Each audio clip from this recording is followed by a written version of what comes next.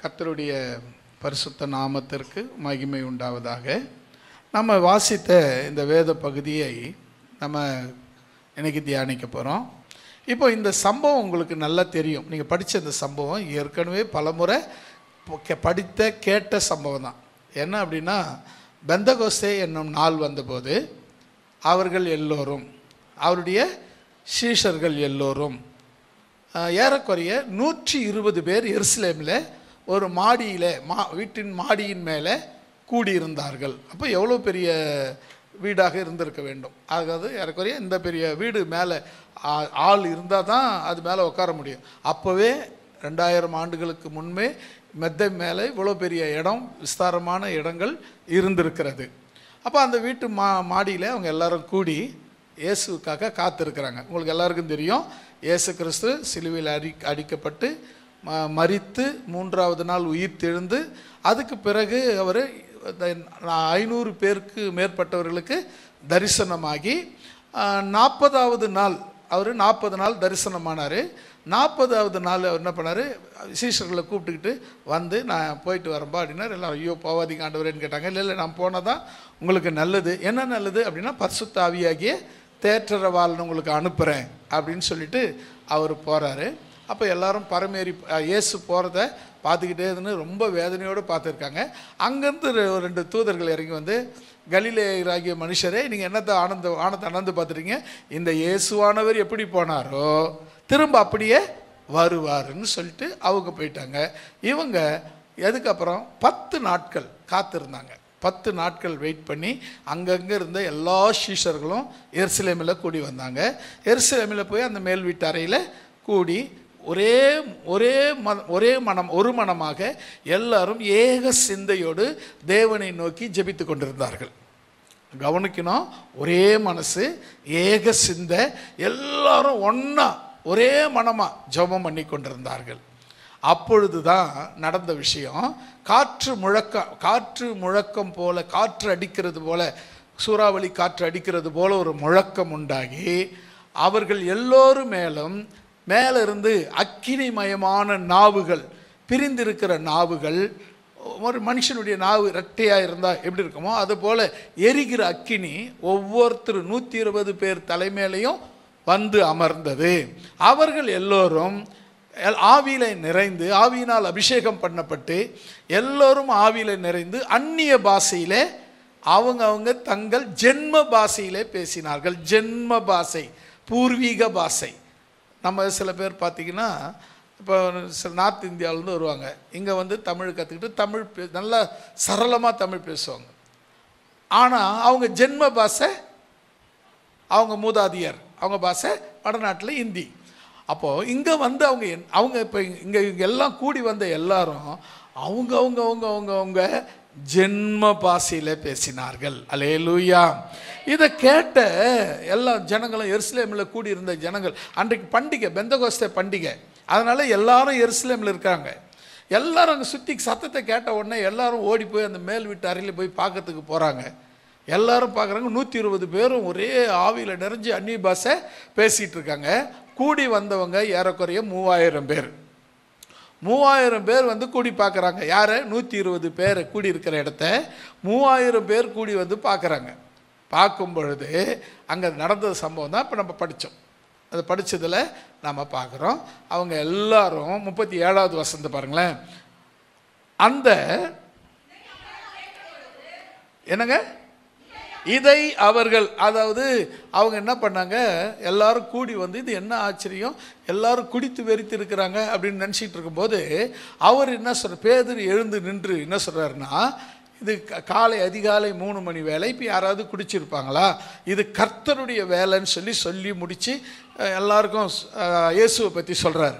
அப்படி சொல்லும்போது இதை அவர்கள் கேட்டபோது இயேசு கிறிஸ்துவின் வல்லமையை, கிருபையை, ஆசீர்வாதத்தை, நன்மையை, அவருடைய சுவிசேஷத்தை கேட்டபொழுது எல்லாரும் இருதயத்திலே குத்தப்பட்டவர்களாகி பேதுருவோடும் மற்ற அப்போஸ்தலர்களையும் பார்த்து, சகோதரர்களே, நாங்கள் என்ன செய்ய வேண்டும் என்றார்கள். அல்லேலூயா. மிக முக்கியமான விஷயம் என்ன தெரியுமா, இப்போ நீங்கள் பேதுருவையும் சீஷர்களையும் பார்த்து, அவங்க கூடி வந்த 3000 பேர் பேதுருவையும் சீஷர்களையும் பார்த்து, சகோதரரே நாங்கள் என்ன செய்ய வேண்டும் அப்படின்னு கேட்டாங்க. இப்போது நீங்கள் எங்களை என்ன கேட்க போகிறீங்க? நாங்கள் என்ன செய்ய போகிறோம், என்ன செய்ய வேண்டும். இப்போ நான் என்ன சொல்ல போகிறேன்? தேவன் என்ன செய்ய சொன்னாரோ அதை உங்களுக்கு சொல்ல போகிறேன். இப்படி வச்சுக்கலாம். நீங்கள் என்ன கேட்குறது, நான் உங்களுக்கு பதில் சொல்கிறது. அப்படி தான் இந்த செய்தி இருக்க போகுது. நீங்கள் கேட்குற மாதிரியும் நான் பதில் சொல்கிற மாதிரியும் இருக்க போது, தேவனை குறித்து நாம் 2 பேருமே கேள்வி பதிலாக இந்த செய்தி அமையும் என்று நான் நம்புகிறேன். இப்போ கவனிங்க, மறுபடியும் அதே வார்த்தை கவனிங்க. அதுக்கப்புறம் பாருங்கள், பேதுரு இல்லைங்க, அந்த பேதுருவையும் மற்ற அப்போஸ்தலரையும் பார்த்து, சகோதரரே நாங்கள் என்ன செய்ய வேண்டும் என்றார்கள். அப்போ பேதுரு அடுத்தது அவர் பதில் சொன்னார்ல, பேதுரு என்ன பதில் சொன்னார் அப்படின்னு பாருங்க. பேதுரு அவர்களை, யார் அவர்களை?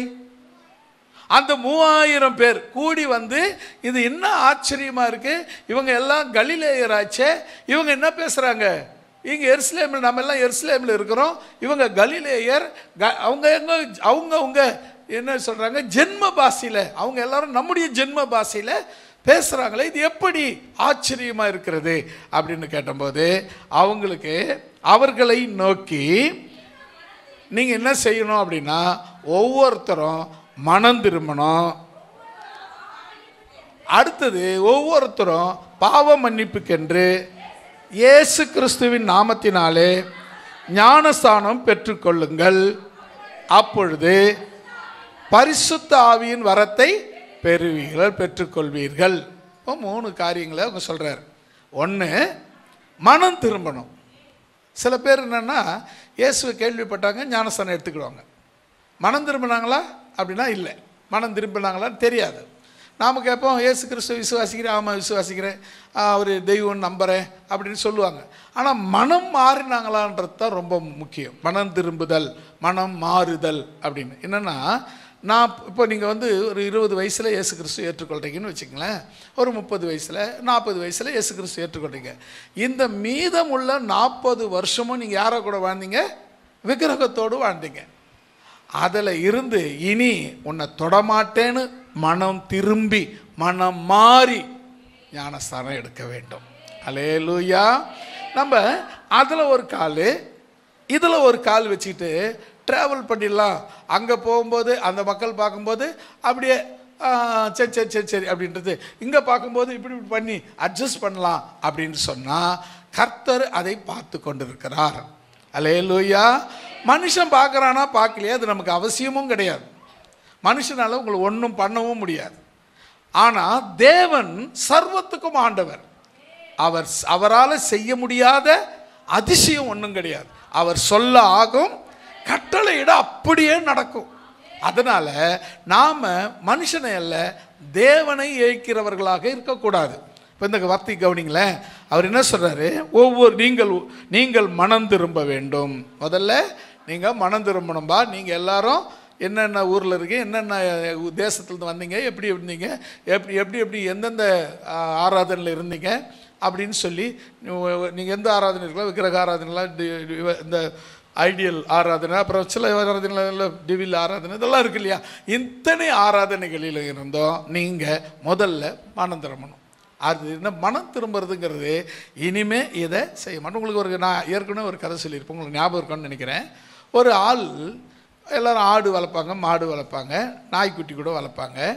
அந்த நாய்க்குட்டியை பார்த்திங்கன்னா ஆரம்பத்துலேருந்தே அவங்க வளர்க்கும்போது அவங்க சாப்பிட்ற ஃபுட்டே கொடுப்பாங்க. அதனால் அது வெளியே போய் எதையும் சாப்பிடாது. அதுக்கு தேவையான ஃபுட்டு இங்கே சாப்பாடுறதுக்கே கிடச்சிட்டுறனால அது வெளியே போய் சாப்பாடை சாப்பிடாது. ஆனாலும் அதுக்கு மனம் கேட்காது, போய் மோந்துக்குந்தெல்லாம் பார்க்கும், ஆனால் சாப்பிடாது. அதே மாதிரி ஒருத்தன் என்ன பண்ணால் பன்னி வளர்த்துருக்குறான். நம்மளும் இந்த பன்னி கூட நாய் எப்படி வளர்த்து உடனே நமக்கு அந்த நன்றி உள்ளதாக இருக்குது, அதே போல் இந்த பன்றியை நம்ம வளர்த்தோம்னா அதுவும் நம்ம கூட நன்றி உள்ளதாக இருக்கும் அப்படின்னு ஒரு பன்னியை வளர்த்தான். அந்த பன்னி என்ன பண்ணுச்சு, உள்ளவே அதுக்கு ஒரு ரூமு, அதுக்கு ஒரு ஏசி ரூமு, அதுக்கு எல்லாம் நல்ல உயர்தர சாப்பாடு, எல்லாம் அதுக்கு இல்லாததே இல்லை அப்படிங்கிற நல்ல சாப்பாடு. நம்மளை விட அப்படின்னு வச்சுக்கோங்களேன், ஒரு உயர்ந்த ஒரு கோட்டீஸ்வரனுடைய வீட்டில் அந்த பன்னி வளருது. அதுக்கு அவன் என்ன சாப்பிட்றானோ, அவன் எப்படி இருக்கிறானோ, அவன் எப்படி தங்குறானோ, அவனுக்குரிய வீடு, அவனுக்குரிய படுக்கை, அவனுக்குரிய எல்லாமே இந்த பன்னிக்கும் கிடச்சிருச்சு. பரவாயில்ல, நல்லா இருக்குது. ஆனாலும் இதுக்கு மனசுக்குள்ளே ஏதோ ஒரு குறை. நமக்கு இந்த வாசனைலாம் ஏதோ இன்னொரு வாசனை நம்மளுக்கு எங்கேயோ இருந்து நமக்கு தெரிஞ்சுக்கிட்டே இருக்குதே அப்படின்னா அதுக்கு என்ன மனசுக்கு ஒரு ஃபுல்லாக வெளியவே இருந்துச்சு. ஒரு நாள் இந்த ஓனர் அந்த பன்னிக்கு ஓனர் என்ன பண்ணார், கதவு லேசாக திறந்து விட்டார். அப்போ தான் அது எதிர்பார்த்த அந்த வாசனை, ட்ரைனேஜ் வாசனை, சாக்கடை வாசனை வந்துச்சு. இவ்வளோ நாள் இந்த வாசனை எங்கே இருந்துச்சு, இவன் என்னென்னமோ வாசனையெல்லாம் போட்டுக்கிறான், வெறும் நாத்தமாக அடிக்குது, இது தாண்டா வாசனைன்னு சொல்லி அந்த பன்னி வெளியே ஓடி அந்த சாக்கடையில் விழுந்து புரண்டு சந்தோஷத்தில் எகிரி எகிரி எகிரி குதிச்சு உள்ளே வந்துச்சான். அந்த பன்னி வளர்க்குறவனுக்கு எப்படி இருந்திருக்கும், செம்ம கோவம். ஒரு நல்ல குச்சி ஒன்று எடுத்துக்கணும், பற்றி வச்சு அடி அடி அடி அடின்னு அடிக்கிறான். அது பர்றன்னு கத்துது, அடி அடின்னு அடிக்கிறான். அந்த நேரத்தில் அவர் வீட்டுக்கு ஒரு விருந்தாடி வந்தார். என்னப்பா இந்த பன்னியை போட்டு இந்த அடி அடிக்கிற அப்படின்னாரு. இல்லை, இதுக்கு நான் பால், தேன், தயிர், அப்படி இப்படி என்னென்னா உயர்தர உணவுகள்லாம் இருக்கோ அத்தனை நான் சாப்பிட்ற அத்தனையும் இதுக்கு கொடுத்தேன். இந்த கேடுகட்ட பன்னி சேத்துல விழுந்து புரண்டுச்சு அப்படின்னு சொன்னான். உடனே அவன் சொன்னான், இது அப்படிலாம் இருந்தால் நீ இது மாறாது, நான் இதை மாத்துறேன்னு சொல்லி என்கிட்ட கொடுன்னு சொல்லி எடுத்துன்னு போயிட்டார். எடுத்துன்னு போயிட்டு ஒரு மாதம் கழித்து திரும்பி வராரு. இப்போ அந்த பன்னியை விடுப்பா அப்படின்றாரு. அந்த பன்னியை விட்டாங்க. உள்ளே விட்டு போகவே மாட்டேங்குது. சாக்கடை பக்கம் போய் சாக்கடை நேரத்தும் விட்றாங்க, எகிரி குச்சி அடியே வருது. என்னடா இது ஆச்சரியமாக இருக்குது, சாக்கடையை பார்த்தா ஓடி விழுந்து புரண்ட பன்னி இப்போ சாக்கடையை பார்த்து ஒதுங்கி வருதே அப்படின்னு சொல்லி ஆச்சரியப்பட்டு அந்த ஓனர் ஃப்ரெண்டை கேட்குறாரு, என்னப்பா பண்ணேன் அப்படின்னு. இல்லை, அதுக்கு இருதயத்தை மாற்றிட்டேன், அதாவது மனம் மாற வச்சுட்டேன் அப்படின்னா. எப்படி அப்படின்னா, இல்லை ஒரு ஆப்ரேஷன் பண்ணி இது இருதயத்தை எடுத்துட்டு ஒரு ஆட்டுக்குட்டி இருதயத்தை வச்சுட்டேன். இப்போது அதுக்குள்ளே இருக்கிறது ஆட்டுக்குட்டியுடைய இருதயம், அதாவது இருதயம், அதாவது மனம் மாற்றப்பட்டு விட்டது அப்படின்னார். அதனால தான் பன்றிக்குடைய சுபாவம் அதுக்கு எதுக்கும் இல்லை, அதனுடைய சுபாவம் பூரா எந்த சுபாவம் போச்சு, ஆட்டுக்குட்டியினுடைய சுபாவம் வந்துடுச்சு அப்படின்னார். அல்லேலூயா சொல்லமா. என்ன காரணம் அப்படின்னு சொன்னால், நாம் அந்த அந்த ஆப்ரேஷன், மனம் மாறுகிற ஆப்ரேஷன் பண்ணலைன்னா நாம் எப்படி இருந்தாலும், ரொம்ப வசதியாக இருந்தாலும், ரொம்ப ஹையில் இருந்தாலும் நம்ம மூக்கு அந்த சாக்கடையை தேடத்தான் செய்யும். அல்லேலூயா. அப்போ நம்ம தேடாத இருக்கணும்னா மனம் மாறித்தான் ஆகணும். அல்லேலூயா. மனம் மாறினவங்க என் சாக்கடையிலேயே தூக்கி போய் விட்டா கூட உதறி தள்ளி எழுந்து வருவார்களே தவிர, கொஞ்சம் பரவாயில்ல அப்படின்னு நடந்து போய் கொஞ்ச நேரம் பொறுத்து போகலாமே அப்படின்னு யோசிக்கவே மாட்டாங்க. அல்லேலூயா. அப்போ ரெண்டாவது நீங்கள் செய்ய வேண்டிய விஷயம், பாவ மன்னிப்புக்கு என்று ஞானஸ்தானம் பெற வேண்டும். ரெண்டாவது நீங்கள் செய்ய வேண்டிய வேலை பாவ மன்னிப்புக்குரிய ஞானஸ்தானம். இயேசு கிறிஸ்து என்ன ஞானஸ்தானம் சொல்கிறாருன்னா, பாவங்கள் எல்லாம் மன்னிக்கப்பட்டு விட்டது என்பதற்கான ஞானஸ்தானம். அப்போது நம்ம ஞானஸ்தானம் எடுக்கும்போது என்ன சொன்னால், நம்முடைய பாவங்களை எல்லாம் அறிக்கை செய்து விட்டு விட வேண்டும். வசனம் சொல்லுது, பாவங்களை மறைக்கிறவன் வாழ்வடைய மாட்டான், அறிக்கை செய்து விட்டு விடுகிறவனோ இரக்கம் பெறுவான். அப்போ நீங்கள் இரக்கம் பெறணும்னா அறிக்கை செய்து விட்டு விட வேண்டும். ஒரு ஒரு ஒரு ஒரு பிரதர் ஞானஸ்தானம் எடுக்க வந்தார். பாஸ்டர் அவருக்கு ஞானஸ்தானம் கொடுக்குறாரு. பாஸ்டர் அவருக்கு ஞானஸ்தானம் கொடுக்கும்போது திடீர்னு அந்த பிரதர் ஒரு கை இப்படி மேலே தூக்கிறார். அடா இது இப்படி பண்ணக்கூடாது, ஏப்பா அப்படி பண்ணுற, இது மாதிரி கை தூக்கூடாது, முழுமையாக தண்ணிக்குள்ளே நீ முழுகணும், நான் பிதா குமாரன் பரிசுத்த ஆவி நாமத்தில் உனக்கு முழுகி ஞானஸ்தானம் கொடுக்குறேன்னு சொல்லுவேன், நீ ஃபுல்லாக முழுகி ஞானஸ்தானம் எடுத்துக்கோ, ஓகே அப்படின்னாரு. ஓகேயா அப்படின்னா. அப்புறம் மறுபடியும் கர்த்தராகிய இயேசு கிறிஸ்து நாமத்தில் கர்த்தர் கட்டளையிட்டபடியே பிதா குமாரன் பரிசுத்த ஆவி நாமத்தில் அப்படின்னு சொல்லி உள்ள அமுக்கிறாரு. பிடக்குன்னு ஒரு கை தூக்கினான். அப்போ என்னடா அவன் கையை தூக்கினேக்கிறானேன்னு சொல்லி கேட்டா, ஐயா இன்னும் கொஞ்சம் ஒருத்தனை வெட்ட வேண்டியது இருக்குது, நான் போய் வெட்டிட்டு வந்துடுறேன். அப்புறம் அப்போ என்னன்னு அர்த்தம், இவன் என்ன ஆகலைங்க, பாவங்களை விடவில்லை, அவனுக்குள்ள அந்த பாவம் குடிக்கொண்டு இருக்கிறது. அதனால் உங்களால் எந்த காரியத்தையும் ஜெயமாக்க முடியாது. செய்கிறீங்க, போராடுறீங்க, ஓடுறீங்க, ஆனால் பார்த்தா அங்கேயே தான் நிற்கிறோம். நல்லா ஓடுற மாதிரி இருக்குதுங்க, நல்லா என்ன பாஸ்டாக ஓடணுங்க, ஆனால் அப்படியே ஏந்து பார்த்தா அங்கே தாங்க இருக்கிறோம். அது கனவுல ஓடின மாதிரி ஆகி போயிடுதுங்க அப்படின்னு நம்ம நினைக்கிறது நேச்சர் தான். ஆனால் என்ன விஷயம்னா, நாம் அந்த பாவங்களை அறிக்கையிடத்தக்கதாக, பாவங்கள் நம்மளை விட்டு விலகத்தக்கதாக நாம் ஞானஸ்தானம் எடுக்க வேண்டும். அல்லேலூயா. மூன்றாவது என்னன்னா, அதுக்கப்புறம் இதை ரெண்டுத்தையும் நீங்கள் செய்யணும், மனம் திரும்பினா, பாவ மன்னிப்புக்கென்று ஞானஸ்தானம் எடுத்தால், மூன்றாவது உங்களுக்கு பரிசுத்த ஆவி, பரிசுத்த ஆவி வரம் உங்களுக்கு கிஃப்டாக, பரிசாக உங்களுக்கு கொடுக்கப்படும். இப்போ இவங்க என்ன கேட்குறாங்க, இந்த 3000 பேரும் வந்து ஆண்டவர் சகோதரரே நாங்கள் என்ன செய்ய வேண்டும் அப்படின்னு கேட்குறாங்க. அதுக்கு இவங்களுடைய பதில் என்ன, மனம் திரும்பணும், பாவ மன்னிப்புக்கென்று ஞானஸ்தானம் எடுக்கணும், பரிசுத்த அப்படி பெற்ற கொண்டா பரிசுத்தாவி வர உனக்கு கிஃப்டாக கொடுக்கப்படும் அப்படின்னு சொன்னார். இப்போ இந்த இடத்த நீங்கள் கவனி பாருங்களேன். ஞானஸ்தானம் எப்போ எடுக்கணும் அப்படிங்கிற ஒரு கேள்வி இருக்குது. அப்படின்னா கேள்வி இருக்கு இல்லையா? இப்போ ஒரு குழந்தைய பிடிச்சி, இப்போ எங்கள் சார்குட்டி பிடிச்சி அவனுக்கு ஒரு ஞானஸ்தானம் கொடுத்துப்படுறான். ஏன்னா அவன் தான் கிறிஸ்துவ குடும்பத்திலே பிறந்துட்டானே, கிறிஸ்துவ பேரண்ட்ஸுக்கே பிறந்துட்டானே, ஒரு ஞானஸ்தானத்தை கொடுத்து விட்ருவோம் அப்படின்னு கொடுக்கலாமா கூடாதான்னா கொடுக்க கூடாது. எதுக்கு அப்படின்னா, ஞானத்துக்கு தான் இது ஸ்தானம். அவன் டெய்லி குளிக்கிறான், அது அந்த ஸ்தானம் பண்ணுறான். அந்த ஸ்தானம் இல்லை இது சொல்லப்படுறது, என் ஞானத்துக்குரிய ஸ்தானம் இது. நான் இனி பாவம் செய்ய மாட்டேன் என்கிறதான ஞானஸ்தானம். இனி அந்த பாவத்தை பார்க்க மாட்டேன், கேட்கக்கூடாததை கேட்க மாட்டேன், பார்க்கக்கூடாததை பார்க்க மாட்டேன், பேசக்கூடாததை பேச மாட்டேன் என்று நான் என்னை கட்டுப்படுத்துகிறதான ஞானஸ்தானம். அல்லேலூயா.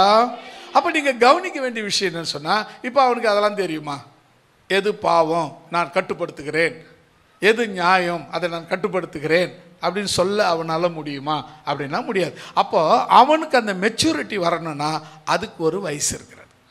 நம்ம பைபிளில் வந்து 14 வயசு சொல்கிறாங்க. எல்லாரும் நம்முடைய ஊழியக்காரங்களாம் 14 வயசு ஓகேன்னு சொல்கிறாங்க. ஆனாலும் எனக்கு அதில் உடன்பாடு இல்லை. ஒருத்தருக்கு நான் 14 வயசில் ஒரு 15 வயசில் ஒரு பையனுக்கு ஞானஸ்தானம் கொடுத்தேன். ஞானஸ்தானம் எடுத்துக்கிட்டு போனேன்னு அதுக்கப்புறம் நான் அவனை பார்க்கவே இல்லை. அப்போ அவன் சரியான ரட்சிப்பில் இருக்கானா? அவன் கர்த்தருக்குள்ளே இருக்கிறானா? கர்த்தருக்காக வாழறானா? தெரியாது. அப்போ என்ன அப்படின்னா, ஞானஸ்தானம் போது அது தேவனுக்கும் மனுஷனுக்கும் உரிய ஒரு உடன்படிக்கை. என் தேவனோடு ஒரு மனுஷனை சேர்க்கிறதான ஒரு உடன்படிக்கை. அந்த உடன்படிக்கையை அவன் சரியாக புரிஞ்சுக்கிட்டு செய்கிற அளவுக்கு அவனுக்கு ஞானம் வேண்டும். ஞானம் வந்த பிறகு ஸ்தானம் எடுக்காமல் இருக்கக்கூடாது. ஸ்தானம் எடுக்கிறது ஞானம் வந்த பிறகு தான் எடுக்க வேண்டும். அல்லேலூயா. அடுத்தது பாருங்களேன், 39வது வசனம். அடுத்தது, வாக்குத்தத்தமானது உங்களுக்கும் உங்கள் பிள்ளைகளுக்கும் நம்முடைய தேவனாகிய கர்த்தர் வரவழைக்கும் தூரத்தில் உள்ள யாவருக்கும் உண்டாயிருக்கிறது என்று சொல்லி 40வது வசனம், இன்னும் அநேக வார்த்தைகளாலும் சாட்சி கூறி மாறுபாடான இந்த சந்ததியை விட்டு விலகி உங்களை ரட்சித்துக் கொள்ளுங்கள் என்று புத்தி சொன்னான். 41, அவனுடைய வார்த்தையை சந்தோஷமாய் ஏற்றுக்கொண்டவர்கள் ஞானஸ்தானம் பெற்றார்கள். அன்றைய தினம் ஏறக்குறைய ஒரே நாளில் 3000 பேர் ஞானஸ்தானம் பெற்றார்கள். அல்லேலூயா சொல்லமா? அந்த ஒரே நாள், அந்த பெந்தகோஸ்தே, அதுக்கு தாங்க இந்த பெந்தகோஸ்தே அனுபவம் இருக்கா அப்படின்னு கேட்கறதுக்கு காரணம் என்ன தெரியுமா? ஒரே நாளில் எல்லாரும் மனம் மாறுவாங்க, மனம் திரும்புவாங்க, ரட்சிக்கப்படுவாங்க. அதுதான் இந்த பெந்தகோஸ்தே அனுபவம். எங்கே உங்களுக்கு பெந்தகோஸ்தே அனுபவம் இருக்கா? ஒருத்தர் வந்து கேட்குறாரு, ஹலோ பிரதர் சிஸ்டர், உங்களுக்கு பெந்தகோஸ்தே அனுபவம் இருக்கா அப்படின்னா பெந்தகோஸ்தே சபைக்கு போகிறது அது இல்லை. பெந்தகோஸ்தே அனுபவம்ன்றது மனம் மாறுவது, பாவ மன்னிப்புக்கென்று ஞானஸ்தானம் எடுப்பது, பரிசுத்த ஆவியை வரமாய் பெறுவது. அல்லேலூயா. இதுதான் பெந்தகோஸ்தே அனுபவம். நான் பெந்தகோஸ்தே சர்ச்சுக்கு போனேங்க, அது பெந்தகோஸ்தே அனுபவம் ஆனால் இல்லை. பெந்தகோஸ்தே சபைக்கு ரட்சிக்கப்படாது கூட வந்துட்டு போகிறாங்க. அவங்க ஜெபம் பண்ணின்னு போகிறாங்க, சுகமாகணுன்ட்டு வராங்க, சுகமாவதோ இல்லையோ வந்து ஜெபம் பண்ணின்னு போகிறாங்க. அது அவங்க அப்போ நான் பெந்தகோஸ்தே அனுபவம் உள்ளவன் அப்படின்னு சொன்னால் ஒத்துக்கிட முடியுமா? சபைக்கு வர்ற அத்தனை பேரும், பெந்தகோஸ்தே சபைக்கு போகிற அத்தனை பேரும் பெந்தகோஸ்தே அனுபவம் உள்ளவர்கள் அல்ல. பெந்தகோஸ்தே அனுபவம் என்பது உன் வாழ்க்கையிலே காணப்பட வேண்டும், உன் அனுபவத்தில் அது காணப்பட வேண்டும். அல்லேலூயா. பெந்தகோஸ்தே அனுபவம் என்பது என்னது? மனம் திரும்பி பாவ மன்னிப்புக்கென்று ஞானஸ்தானம் பெறுவது பெந்தகோஸ்தே அனுபவம். அதனால் கிஃப்டாய் கிடைக்கிற பரிசுத்த ஆவியை பெற்றுக்கொள்ளுவது. அல்லேலூயா. இது தாங்க அனுபவம். இப்போ பாருங்கள், அன்றைக்கி பரிசுத்த ஆவியானவர் இறங்கி வந்த நாள், அந்த நாளில் இந்த 3000 பேரும் போய் வேடிக்கை பார்க்க தான் போனாங்க. இது என்னடா இது ஆச்சரியமாகுது, ஒரே சத்தமாகுது, எல்லாரும் இப்படி இருக்காங்களேன்னு போய் பார்க்க போனவங்க ஒரே நாளில் மனம் திரும்பினார்கள், ஒரே நாளில் பாவ மன்னிப்புக்கென்று ஞானஸ்தானம் பெற்றார்கள். அடுத்தது என்ன நடந்தது பார்த்தீங்க, 42வது வசனம். அடுத்தது கவனிங்க, அப்போஸ்தலருடைய உபதேசத்திலும், 2வது அந்யுன்யத்திலும், 3வது அப்பம் பிக்குதலிலும், 4வது ஜபம் பண்ணுதலிலும் உறுதியாய் தரித்திருந்தார்கள். அல்லேலூயா சொல்லலாமா? இது என்னங்க அப்போஸ்தலர் உபதேசம்? இது ரொம்ப பெரிய வில்லங்கமான காரியமாக இருக்குல்ல? இல்லைங்க, ஒன்றும் இல்லை. அப்போஸ்தலர் உபதேசம்னா இப்போ நம்ம படிச்சோம்ல, மனம் திரும்பி பாவ மன்னிப்புக்கென்று ஞானஸ்தானம் பெறுவது, இது முதல் ஒரு உபதேசம். 2வது அவங்க சொல்கிறாங்க பாருங்களேன், அந்யுன்யம். அது என்னது அந்யுன்யம்? ஒருவருக்கு ஒருவருக்கு இருக்கிற ஐக்கியம். நம்ம ஒருத்தர் பார்த்து சபையில் இருக்கிற எல்லாரோட கூடவும் ஐக்கியம் இருக்கா? அதாவது அட்லீஸ்ட் பேச்சாது இருக்கா அப்படின்னா இருக்குதுன்னு சொன்னீங்கன்னா ஓகே, கரெக்டு. அந்த ஐக்கியம் சர்ச்சுக்கு வரும்போது அதோட முடியக்கூடாது. அதுக்கு அடுத்துதான் உங்களுடைய அன்பு தொடரணும். அது வரல வீட்டு வரலும் அதெல்லாம் வேணாம். இது வரலுமே சபையிலேயே ஒருத்தர் பார்க்கும்போது அன்பை பரிமாறி ஐக்கியத்தை வெளிப்படுத்தி, உனக்காக நான் ஜெபிக்கிற, எப்பொழுதும் உனக்காக நான் ஜெபிக்கிறேன் என்கிற உறுதி கொடுக்குறோம் பாருங்க, அதுதான் உண்மையான ஐக்கியம். அல்லேலூயா. அந்யுன்ய ஐக்கியம், அது அந்யுன்யத்துக்கு பேர் தான் ஐக்கியம். அடுத்தது பாருங்க, அப்பம் பிக்குதல். என்னவா இருக்கும்? திருவிருந்து ஆராதனை. எத்தனை பேர் கரெக்டாக திருவிருந்து ஆராதனையை சரியாக கடைப்பிடிக்கிறீங்க? அப்படின்னா நீங்கள் அப்போஸ்தல உபதேசத்தில் சரியாக இருக்கிறீங்க. அதாவது அப்போஸ்தல உபதேசத்தில் ஞானஸ்தானம், பாவ மன்னிப்பு, மனம் திரும்புதல், பாவ மன்னிப்புக்கென்று ஞானஸ்தானம், பரிசுத்தாவி பெறுதல், அடுத்தது ஐக்கியம், அந்யுன்யம் ஐக்கியம், 5வது அப்பம் பிக்குதல். அப்பம் பிக்குதல்னா நம்முடைய திருவிருந்து ஆராதனையை பக்தியாக பரிசுத்தமாக நாம் செய்யணும். அது என்ன சொல்லி இருக்கிறது? ஒவ்வொரு முறையும் அந்த வசனத்தை படித்து இந்த வசனத்தின்படி ஊழியக்கார் தான் கடமையை கரெக்டாக செய்துடுறார். கேட்ட நீங்கள் உங்கள் கடமையை கரெக்டாக செய்தால் நீங்கள் அப்போஸ்தல உபதேசத்தில் உறுதியாக இருக்கிறீங்க. அடுத்தது பாருங்கள், ஜபம் பண்ணுவதிலும் 6வது ஜபம் பண்ணுறது. அதாவது ஜபம் பண்ணுறதுனா இங்கே வந்து ஆராதனைக்கு வர்றது. ஆராதனைக்கு போகிறேன்னு சொல்லிட்டு வந்தீங்க, ஜபத்துக்கு போயிட்டு வந்துடுறேன், அதுதான் இது. ஆண்டவரை தேடுவது, தேவனை தேடுவது, ஆலயத்துக்கு போவது, ஆண்டவரை தேடி போவது, இது கடைசியாக அது வைக்கப்பட்டிருக்கிறது. இதை பார்த்தீங்கன்னா, இதை ஜபம் பண்ணுவதிலும் உறுதியாய் இருந்தார்கள், உறுதியாய் தரித்திருந்தார்கள். அல்லேலூயா. ஒவ்வொரு விசுவாசிக்கும் இந்த 6 காரியம் முக்கியங்க. மனம் திரும்பணும், பாவ மன்னிப்புக்கணும், ஞானஸ்தானம் எடுக்கணும், பரிசுத்த ஆவியை பெறணும், ஐக்கியமாக இருக்கணும், திருவிருந்தில் கலந்துக்கணும், சர்ச்சுக்கு ஒழுங்காக போகணும். சரி, கரெக்டாக சொல்லிட்டேன்னா? இப்போ இந்த 6 காரியங்கள் ஒவ்வொரு விசுவாசிக்கும் கண்டிப்பாக முக்கியமானது. அப்படி நம்ம சரியாக இருந்துட்டு ஆண்டவர்கிட்ட நம்ம கேட்கறது ஆண்டவர் கொடுக்கலன்னா, ஏன் ஆண்டவரே எனக்கு கொடுக்கலன்னு நம்ம கேட்கலாம். நான் சரியே இல்லாத ஆண்டவர்கிட்ட போய் கேட்க முடியுமா? சில விஷயங்களை அவர் சித்தமானிபடி செய்வார். சாரோன், உங்களுடைய எங்கள் சாரோன் செத்து போன தெரியும் உங்களுக்கு. அந்த நாளில் ஹாஸ்பிட்டல்லேருந்து டெத்து வரல. இங்கே உட்காந்து எல்லோரும் ஒரே சோகத்தில் இருக்கிறோம். எல்லோரும் என் மனசில் ஒரு ஜபம் ஓடிக்கிட்டு இருக்குது. என்ன தெரியுமா? ஏன் என்று கேட்க முடியலையே, ஏதென்று சொல்ல தெரியலையே சொல்லி அழுதுன்னுக்கிறேன். இந்த வார்த்தையை சொல்லி அழுதுன்னுக்கிறேன். ஏன்னு ஆண்டவரே ஏன்னு இதை இப்படி பண்ணீங்கன்னு கேட்க முடியல, என்னான்னு சொல்லவும் எனக்கு தெரியல. கருவினில் வைத்தீர், உருவாக்கி கொடுத்தீர். அந்த பாட்டு சாங் புக்கில் இருக்கு. கண்டு மகிழும் முன்னே அதை உமக்கென்று எடுத்தீர். ஒன்று கேட்க முடியுமா? இது ஆண்டவர் சித்தம். ஆனால் உன்னை ஆசீர்வதிப்பேன்னு வாக்கு கொடுத்துருக்கிறார். ஆசீர்வாதமாக இல்லை. நீ கரெக்டாக இருந்தீன்னா ஆண்டவருக்கு ஏன்பா என்ன ஆசீர்வதிக்கலை அப்படின்னு கேட்கலாம். இல்லைன்னா அப்படி தான் இருக்கணும். இன்னும் ஒரு கை பின்னால் வைக்கணும், அதை நான் உங்களுக்கு காட்டலை. சரியா? அப்படி தான் இருக்கணும். ஆனால் உண்மையாக நீ ஆண்டவருக்கு கொடுக்கக்கூடிய இந்த வார்த்தையின்படி இந்த அப்போஸ்தல உபதேசத்தில் நீங்கள் இருந்தீங்கன்னா நீங்கள் ஆண்டவரோடு கூட தைரியமாக கேட்கலாம். ஆண்டவரே என்னை ஆசீர்வதியும், ஆசீர்வதிக்காவிட்டால் உம்மை போக விடேன். தைரியமாக யாக்கோபை போல நீங்கள் ஜெபம் பண்ணலாம். அல்லேலூயா. இன்னொரு காரியத்தை நம்ம இன்னொரு வசனத்தை படிக்கலாம்.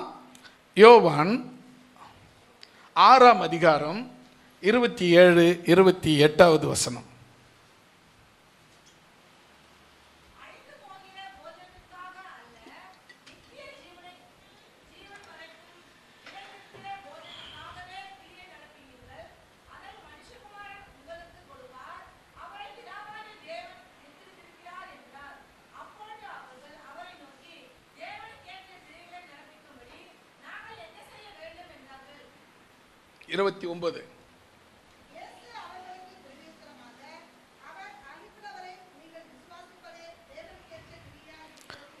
ஆமென். ஒரு அல்லே சொல்லலாமா? இப்போ ரெண்டாவது, ஒரு சிலர் ஆண்டவரை கேட்குறாங்க. ஆண்டவரே, நாங்கள் தேவனுடைய கிரியையை, அந்த வார்த்தை 28வது வசனத்தை பாருங்க. அவர்கள் இயேசுவை நோக்கி தேவனுக்கு ஏற்ற கிரியை நடப்பிக்கும்படி நாங்கள் என்ன செய்ய வேண்டும் என்றார்கள். ஒரு அல்லே சொல்லமா? இப்போ ரெண்டாவது கேள்வி, தேவனுக்கு ஏற்ற கிரியை. கிரியைனா செயல்பாடுகள். நான் தேவனுக்கு ஏற்ற செயல்பாடுகள் என்கிட்ட காணப்படணும்னா நான் என்ன செய்யணும் அப்படின்னு கேட்குறாங்க. இப்போ நீங்கள் கவனிங்க, நம்ம ஒவ்வொரு நாளும் நமக்கு இஷ்டத்தை தான் செய்கிறோம். எப்போவாவது ஆண்டவர் தேவனுக்கு இஷ்டமாக இருக்கா அப்படின்னு செய்கிறோமானா செய்கிறது கிடையாது. நான் சாலமோன் +2 ஃபெயிலு, ஒரே ஒரு சப்ஜெக்டில் ஃபெயிலாக திருப்பி எழுதி போட்டால் மார்க் பாஸ் ஆகிட்டான். இருந்தாலும் ஃபெயில் டக்குன்னு நோட் போட்டு இதில் பேப்பரில் ஃபெயில் தானே. இவன் ரொம்ப சோர்வாயிட்டான். அழுகிறவன் அழுதுகிட்டே இருக்கிறான். அழுக நிறுத்தவே முடியல. என்ன பண்ணுறதுன்னு ஒன்றும் புரியல. அப்போ கார்லாம் ஒன்றும் கிடையாது கையில். அப்போ பஸ்ஸு நாங்கள் பண்ணோம், எல்லோரும் வந்தவாசிக்கு போகலாம் அப்படின்னு சொல்லி பஸ்ஸில் இறக்கி அப்புறம் ஒரு கடைக்கிட்டும் போய் அந்த கடைக்கிட்டும் போய் இந்த கடைக்கிட்டும் போய் எப்படியாவது அவன் மனசை மாற்றணும்னு நினைக்கிறேன். அவன் கடைசியாக போய் ஒரு பேக்கரிக்குள்ளே போனோம். அது வாங்கி கொடுத்து அவனை அப்படியே அந்த மனசை மாற்றிட்டான். அப்போ சொல்லி அவனுக்கு சொன்னோம், இது இல்லை, இதில் இல்லைன்னா என்னடா அடுத்தது நமக்கு இருக்குது, வாய்ப்பு இருக்குது, பயப்படாத அப்படின்னு சொன்னோம். நீங்கள் கவனிங்க. அடுத்தது அவன் அப்போ அதாவது எழுதி எக்ஸாம், அதாவது அட்டம்ப்டா இல்லை, அதுக்கு இன்னும் சொல்லுவீங்க, மார்க்கு எழுதி கொடுத்து பாஸ் பண்ண ரீவேல்யூவேஷன், அது தாங்க டக்குன்னு வரமாட்டேங்குது. ரீவேல்யூவேஷன் போட்டாங்க, மார்க் வந்துச்சு. ஆனாலும் இவர் என்ன பண்ணாருன்னா கொஞ்சம் மார்க்கு கூடுதலாக வரணுன்ட்டு அட்டம்ப்டும் அடித்தார். அதுலேயும் இதுவும் ரிசல்ட் வந்துச்சு, அதுவும் ரிசல்ட் சொல்லி பாஸ் வந்துச்சு. ஆனால் ஒரு வருஷம் போயிடுச்சு. அது ஒரு வருஷம் டிசிஏ, அந்த வயசில் ஒரு கோர்ஸ், டிசிஏன்னு ஒரு கோர்ஸ், அது இங்கிலீஷ் அது பேசுகிறதுக்கு ட்ரெயின் பண்ணுவாங்களே, அந்த கோர்ஸு எல்லாத்தையும் சேர்த்து விட்டு அப்புறம் போய் ஒரு வருஷம் கழித்து காலேஜில் இண்டோ அமெரிக்கன், செய்யாரில் இண்டோ அமெரிக்கன் காலேஜில் சேர்த்து விட்டோம். ஒரு வருஷம் நான் சேர்க்கும் போது ஒரு வார்த்தை சொன்னேன், 80% மார்க் எடுத்தினா லேப்டாப்பு வாங்கி தரேன். அந்த விலை அப்போ லேப்டாப்புடைய விலை HCL, அந்த லேப்டாப்புடைய விலை 40,000. 40,000ங்கிறது அப்போ பெரிய துட்டு, நினச்சி கூட பார்க்க முடியாது, எட்டக்கூட முடியாது, அவ்வளோ பெரிய துட்டு அது நான் சொல்கிற டைமுக்கு. அப்புறம் என்ன சொன்னேன், சொல்லிட்டேன்னா வாக்கு கொடுத்துட்டேன். அவன் ஃபஸ்ட்டு இயர்லேயே ஃபஸ்ட்டு செமஸ்டர்லேயே 80% எடுத்துட்டான். அப்புறம் என்ன பண்ணேன், சரி இன்னொரு வருஷம், இந்த ஒரு வருஷத்தை கணக்கு சொன்னேன், ஒரு வருஷத்தை முடிச்சுட்டு அப்போ 80%க்கு மேலே மார்க் எடுத்துட்டான். மார்க் எடுத்துகிட்டு சொல்கிறேன், நான் என்கிட்ட சொன்னால் நான் கண்டுக்காத மாதிரி கவனினேன். இப்போ அவங்க அம்மா கிட்ட போய் சாவி கொடுத்து நேக்கிறான், திருப்பிக்கு நேக்கிறான், இன்னும் நோண்டிக்கு நேக்கிறான். அவன் வந்து என்ன நோண்டுறா, சரி இதுக்கப்புறம் தடுக்க முடியாதுன்னு சொல்லி அப்போவே காசு பரட்டி எடுத்து போய் ஒரு லேப்டாப் வாங்கி கொடுத்தோம். அப்போது அப்படியே போச்சா. அதுக்கப்புறம் அவங்க காலேஜில் பேரண்ட்ஸ் மீட்டிங் வச்சுருந்தாங்க. அப்போது நான் காலேஜுக்கு என்னை கூப்பிட்டுருந்தாங்க, நான் போயிருந்தேன். ஏதோ இவன் என்னவோ பண்ணியிருப்பான், ஏதோ சொல்ல போகிறாங்க அப்படின்னு சொல்லிட்டு அவங்க HOD கூப்பிட்டார். சார் நீங்கள் தான் சாம் அவங்க அப்பாவா அப்படி? ஆமாம் சார். என்ன சார் பிள்ளையை பற்றி வச்சுருக்கீங்க அப்படின்னு. ஐயோ என்ன பண்ணான்னு தெரியலையே, மனசுக்குள்ளே ஒரு பக்கம் திக்குன்னு அடிக்குது. என்ன சார் பண்ணான்னு, எதுனா பண்ணால் எங்கள் அப்பாவுக்கு பிடிக்காது, நான் பண்ண மாட்டேன்றான் சார் இவன் அப்படின்னு. கவனிங்க அந்த வார்த்தை, எங்கள் அப்பாவுக்கு பிடிக்காது அதனால் நான் அதை செய்ய மாட்டேன், இது மாதிரி இருப்பேன், ஆனால் எங்கள் அப்பாவுக்கு பிடிக்காது, அந்த பையனை போல் என்னால் இருக்க முடியும், என்னால் இருக்க முடியாது, எங்கள் அப்பாவுக்கு பிடிக்காது. அந்த வார்த்தையை கவனிங்க, அந்த HOD மனசையே மாட்டுச்சு. அல்லேலூயா. அப்போ என்ன அப்படின்னு சொன்னால், இப்போ நமக்கு அந்த அப்பா இயேசு. எந்த ஒரு காரியத்தை செய்தாலும் நீங்கள் முதல்ல நிற்க வேண்டியதை நின்று இது எங்கள் அப்பாவுக்கு பிடிக்குமா, ஏசு அப்பாவுக்கு பிடிக்குமா அப்படின்னா தாராளமாக செய், இல்லை செய்யாத, என்ன கொன்னுடுவேன்னு சொல்லலை, செய்யாதன்னு சொன்னேன். ஏன் அப்படின்னு சொன்னால், அந்த அன்னைக்கு சாலமோன் சொன்ன அந்த வார்த்தை, எங்கள் அப்பாவுக்கு பிடிக்காத விஷயத்தை நான் செய்ய மாட்டேன். அப்போ நீங்கள் ஏசப்பாவுக்கு பிடிக்காத எந்த காரியத்தையும் செய்ய மாட்டேன்னு ஒரு உறுதியில் இருந்தீங்கன்னா ஏசப்பா உங்கள் கூட இருப்பார். அல்லேலூயா. அவன் முடித்து UG முடித்து PG முடித்து அதுவே இது ஒரு 10 வருஷம். ஆனால் இன்றைக்கும் நம்மளை கனப்படுத்துகிறதுன்றனா அதே போல் தான் ஆண்டவர். நீ ஆண்டவர் சொல்கிறத மட்டும் கேட்ப அப்படின்னு சொன்னால், எங்கள் அப்பாவுக்கு பிடிக்காதுன்னு வாழ்ந்தீன்னா ஆண்டவரும் உன்னை தன் மனதிலே தன் நினைவிலே வைத்து கொள்ள போதுமானவராக இருக்கிறார். அல்லேலூயா. எது செய்தாலும் நீங்கள் ஒரே ஒரு விஷயத்தாங்க, என் ஆண்டவருக்கு பிடிக்குமா பிடிக்காதா, இதை ஆண்டவர் விரும்புவாரா மாட்டாரா அப்படி யோசித்து செய்தீங்கன்னா அதுக்கப்புறம் உங்களுக்கு பிரச்சனையே வராது. அல்லேலூயா. மறுபடியும் 28வது வசனத்தை படிங்க. அவர்கள் அவரை நோக்கி தேவனுக்கு ஏற்ற கிரியைகளை நடப்பிக்கும்படி நாங்கள் என்ன செய்ய வேண்டும் என்றார்கள். இப்போ இதான் கேள்வி, பதில் வரணும் இல்லையா? இப்போ 29வது வசனம் பாருங்க. இயேசு அவர்களுக்கு பிரதியுத்தரமாக, அவர்களுக்கு பதில் சொன்ன வண்ணமாக, அவர் அவரை அனுப்பினவரை, யாரை? இயேசு கிறிஸ்துவை அனுப்பினவர் யாரு? பிதா, யெகோவாகிய பிதா. பிதாவை விசுவாசிப்பதே தேவனுக்கு ஏற்ற கிரியையாக இருக்கிறது. இப்போ பாருங்க, இப்போ இயேசுக்கிட்ட கேட்குறாங்க, என்ன விசுவாசின்னு சொல்ல, அவரை அனுப்பினவரை நீங்கள் விசுவாசிப்பதே தேவனுக்கு ஏற்ற கிரியை. இப்போ முதல்ல நீங்கள் நீங்கள் அவர் சொல்கிறத நாங்கள் என்ன செய்ய வேண்டும்? முதல்ல என்ன சொன்னார்? முதல்ல என்ன பண்ணோம்? மனம் திரும்பணும், பாவ மன்னிப்பு, ஞானஸ்தானம் எடுக்கணும், பரிசுத்த ஆவி வரத்தை பெறணும். ஓகேவா? அப்புறம் அவங்க எல்லாரும் அதில் அதுக்கப்புறம் அப்போஸ்தல உபதேசத்தில் உறுதியாக இருந்தாங்க அப்படின்னு நம்ம படித்தோம். அடுத்தது ரெண்டாவது நீங்கள் என்ன செய்யணும்னு என்ன கேட்டீங்க. நான் என்ன சொல்கிறேன்? அவரை, இயேசு கிறிஸ்துவை அனுப்பினவரை நீங்கள் விசுவாசிக்கும் போது, விசுவாசிப்பதே அதுதான் நீங்கள் தேவனுக்கு ஏற்ற, தேவனுக்கு பிரியமான செயல்கள். அல்லேலூயா. நான் தேவனுக்கு பிரியமாக எதனா செய்யணும்னு நினைக்கிறேன் அப்படின்னா தேவனை விசுவாசி போதும், பிதாவை விசுவாசி. இப்போ சில பேர் சொல்லுவாங்க, இப்போ நிறைய பேர் இயேசு கிறிஸ்து ஏற்றுக்கொண்டவங்களே அவங்க தான் 130 கோடி தேவர்களை வணங்குறாங்க. நீங்களும் என்னையா எத்தனை சாமியாக கும்பிடுவீங்க?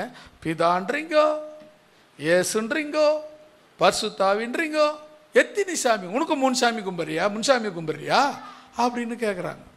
நிறைய விஷயங்கள் இருக்குது. என்ன ஒருத்தர் செங்கல்பட்டில் பயங்கரமாக, நானும் அதினூர் பாஸ் காலியப்பனும் ஒரு எதுக்கு போகணுன்னு தெரியல, செங்கல்பட்டில் பஸ் ஸ்டாண்டில் நின்றுங்கிறோம். 2 பேரும் மீட் பண்ணோம், பேசிட்டு நின்றுட்டுருக்கோம். அப்போது ஒருத்தர் வந்தார், சோத்திரம் பண்ணார். நாங்களும் ஒரு தவளையை தோல் மேலே வச்சுருந்தார், ஒரு பித்தளை தவளை தோல் மேலே வச்சுருந்தார். அது எதுக்கு வச்சுருந்தாருலாம் தெரியாது, புது தவளை தான், தோல் மேலே வச்சுருந்தார். எங்களுக்கு ஸ்தோத்திரம் பண்ணார், நாங்களும் ஸ்தோத்திரம் பண்ணோம். அப்புறம் பேசி தான், நீங்கள் பாஸ்டரா அப்படின்னா, ஆமாம் பாஸ்டர் அப்படின்னோம். என்னென்ன ஊரில் பாஸ்டர் ஆகிறேன்னா, ஆமாம் நீங்கள் என்ன எந்த குரூப்புன்னு, எந்த குரூப்புன்னா கிறிஸ்துவ குரூப்பு தான் அப்படின்னோம். அவனுக்கு எனக்கு கொஞ்சம் அவங்க நக்கல்னா எனக்கு அதை விட நக்கல் அதிகம். உண்மைதாங்க. நீங்கள் நான் நல்லா பேசுகிறாங்கன்னு பார்த்தா நான் ரொம்ப சாஃப்டாக பேசுவேன், சாதாரணமாக பேசுவேன்.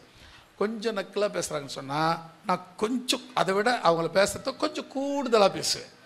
அப்படி சொல்லிக்கிட்டு இருக்கும்போது அவர் சொல்கிறார், இந்த பிதா இயேசு பரிசுத்த, ஆமாம் பிதாவாகிய தேவன், ஆண்டவராகிய இயேசு கிறிஸ்து, பரிசுத்தாவாகிய தேவன், 3 ஒரே தேவனாகி கும்பிட்டுருக்க. அதெல்லாம் கிடையாது, நீங்கள் 3 சாமி கும்பிட்றீங்க அப்படின்னா ஆரம்பித்தான். இங்கே நீங்கள் சண்டை போட முடியுமானாக்க முடியாது, வாக்குவாதம் பண்ண முடியுமானா முடியாது. ஏன்னா பன்னி மூக்கில் மூக்குத்தி போட்ட மாதிரி ஆகிடும். பன்னி மூக்கில் மூக்குத்தி போட்டால் என்னவாம்?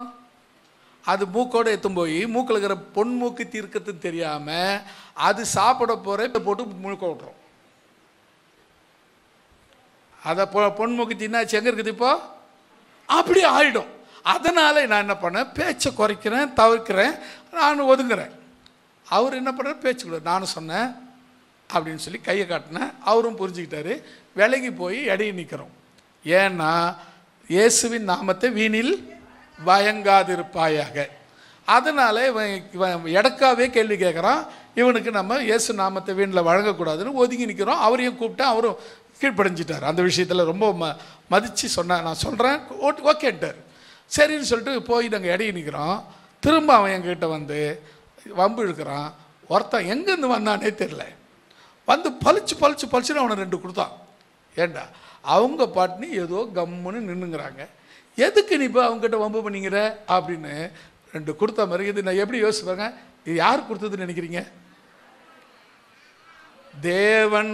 தேவனுடைய நாமத்தை வீணிலே வழங்குகிறவனை ஒருவனையும் சும்மா விட மாட்டார். அல்லேலூயா. இது 2 எப்போ அவருக்கு ஞாபகம் இருக்கான்னு தெரியல, இது உண்மையாக நடந்த ஒரு சம்பவம். நாங்கள் 2 பேர் தான் அங்கே இருந்தோம். ஏறக்குறைய ஒரு 15 வருஷத்துக்கு முன்னே இருக்கும்னு நினைக்கிறேன்.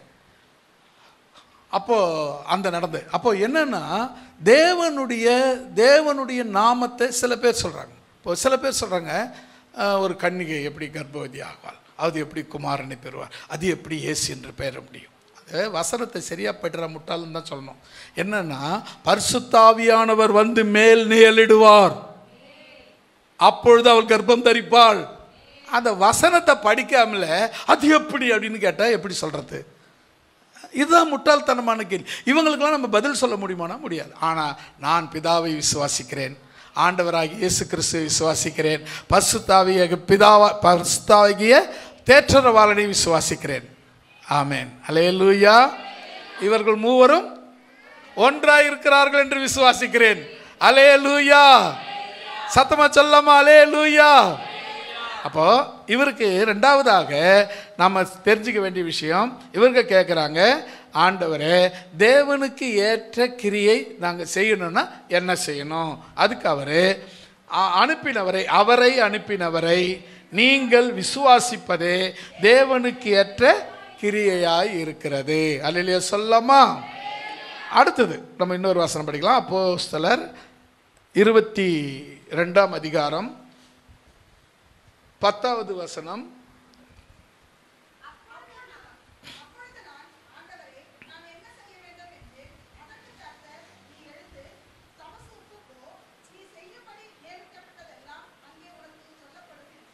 ஆமென்.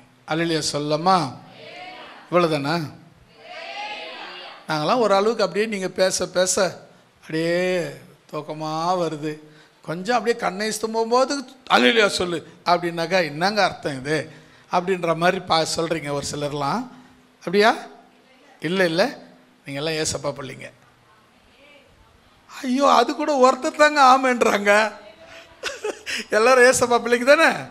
சத்தமாக கை வச்சு சொல்லுங்க. ஆமென். நம்ம எல்லாரும் ஏசப்பா பிள்ளைங்க தான், அதில் எந்த சந்தேகமும் கிடையாது. இப்போ இந்த சம்பவம் உங்களுக்கு நல்லா தெரியும்னு நினைக்கிறேன். பவுல் அப்போஸ்தலன், அவர் பவுல் ஆகிறதுக்கு முன்னே சவுலாக இருந்தார். அப்போ ஆண்டவர் அவரை செவுல் மேலே ரெண்டு கொடுத்தாரு. அது ஒரு ரைமுக்காக சொன்னேன். என்னன்னா, இயேசு கிறிஸ்து இருந்த காலத்தில் வாழ்ந்த ஒரு நல்ல படித்த மனுஷன், நல்லா படிச்சு. இந்த சில பேருக்கு படிப்பு தான் புத்தியை கெடுத்துரும். சில பேர் படித்தவங்க இன்னும் பக்தியாக இருப்பாங்க. சில அந்த அறக்குறையாக படிக்குது, அதுக்கு தான் என்ன பண்ணணும் தெரியுமா? அந்த புத்தி இல்லாத கேள்வியெல்லாம் கேட்பாங்க. அது போட்டோம். அப்போ கவனிங்க, இவர் என்ன பண்ணார்னா, நம்ம பிதாவாகிய தேவனை வணங்குகிறோம், இவங்க என்ன கிறிஸ்துன்ற தெய்வத்தை வணங்குறாங்க அப்படின்னு சொல்லி அவங்கள துன்பப்படுத்துறதும் அவங்கள அடிக்கிறதும் உதைக்கிறதுமான வேலையை செய்துட்டு இருந்தார். எல்லா இடத்துலையும் இப்படி செய்துட்டு இருக்கும்போது கடைசியில் தமஸ்கூவில் இந்த வேலையை செய்தார். தமஸ்கூவில் இருக்கிற மக்களை செய்யணுன்ட்டு கிளம்பி போகும்போது அதுக்கு லெட்டர்லாம் வாங்கிட்டார், அதுக்கு ஆர்டர்லாம் வாங்கிட்டார். எல்லாம் கரெக்டாக கெட்டுன்னு போகிற வேலையில் மத்தியான வேலை, நல்ல மத்தியான வேலை, திடீர்னு ஒரு பெரிய வெளிச்சம், சூரியனை விட பெரிய வெளிச்சம் வந்துச்சு. சூரியனே பெரிய வெளிச்சம், அதை விட ஒரு பெரிய வெளிச்சம் வந்துச்சு.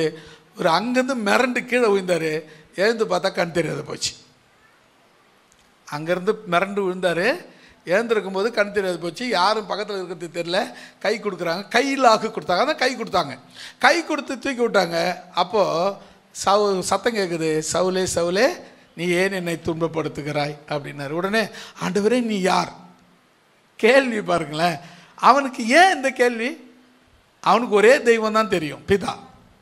அப்புறம் ஏன் ஆண்டவரே நீ யாருன்னு கேட்குறான் அப்படின்னா, நான் பிதாவாகி தேவனை வணங்குகிறேன், இயேசு என்கிற தெய்வத்தை வணங்குகிறவங்களை துன்பப்படுத்துகிறேன். இந்த ரெண்டு பேரில் நீ யார் ஆண்டவரேன்னு கேட்குறான். அப்போ அவர் சொல்கிறாரு, நீ துன்பப்படுத்துகிற இயேசு நானே அப்படின்னாரு. அப்புறம் உடனே என்ன சொல்லிட்டேன் தெரியுமா? அப்படியான்னு கேட்கல. ஆண்டவரே நான் என்ன செய்யணும்? உடனே சரண்டர். நீங்கள் எப்போ உங்கள் வாழ்க்கையில் ஆண்டவர் உங்கள் கூட பேசினாலும் நீங்கள் முதல் செய்ய வேண்டிய வேலை என்ன தெரியுமா? சரண்டர் ஆகிடணும். ஆண்டவரே நான் ஒன்றும் இல்லை, கையை தூக்கணும் டப்புன்னு. அவர் என்ன பண்ணுவது தெரியுமா? உன்னை ஆசீர்வதிச்சிடுவார். அல்லேலூயா. நம்ம இங்கே கவனிச்சு பாருங்களேன். அவன் கேட்குறான், அப்பொழுது நான் ஆண்டவரே என்ன செய்ய வேண்டும் என்றேன். அதற்கு கர்த்தர், நீ எழுந்து தமஸ்குவுக்கு போ, நீ செய்ய வேண்டியது நியமிக்கப்பட்டதெல்லாம் அங்கே உனக்கு சொல்லப்படும் என்றார். அல்லேலூயா சொல்லமா? அப்புறம் போனார். தமஸ்குவில் போய் 3 நாள் சாப்பிடல, தண்ணி குடிக்கல, சாப்பிடல, முழங்காலில் நின்று ஜபம் பண்ணிக்கிட்டே இருக்கிறார் இயேசுவை நோக்கி. அல்லேலூயா. இயேசுவை நோக்கி ஜபம் பண்ணிட்டு இருக்காரு. இந்த மூணாவது நாள் ஆண்டவர் என்ன பண்ணுறாரு, அங்கே ஒரு ஊழியக்காரர் இருக்கார் அனினியான்னு. அவர்கிட்ட போய், ஏய் நீ போய் அந்த தமஸ்கு நேர் தெருவில் இந்த வீட்டில் சவுலுன்றவன் ஜெபம் பண்ணிட்டு இருக்கான், அவன் தலை மேலே போய் கையை வையினார். ஆண்டவரே உமக்கு தெரியாதா, அவன் இப்படிப்பட்டவன், அவன் துன்மார்க்கன், அவன் கிறிஸ்தவங்களை தொல்லை பண்ண வந்திருக்கிறான். அது அவருக்கு தெரியாதா? ஆண்டவருக்கு சில நேரத்தில் புத்தி சொல்கிறது. நம்ம ஆண்டவர் சொன்னார்னா சொல்லும் ஆண்டவரே அப்படி வரணுங்க ஒரு விசுவாசி.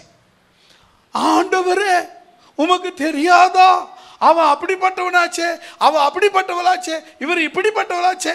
இந்த வேலை உனக்கு தேவையா? இதெல்லாம் தான் நிறைய நீ நஷ்டப்படுற. உனக்கு கொடுத்த வேலையை எழுந்து நேராக போனால் போயிடு, செய்யினா செய்துடு, விழுனா விழுந்துரு.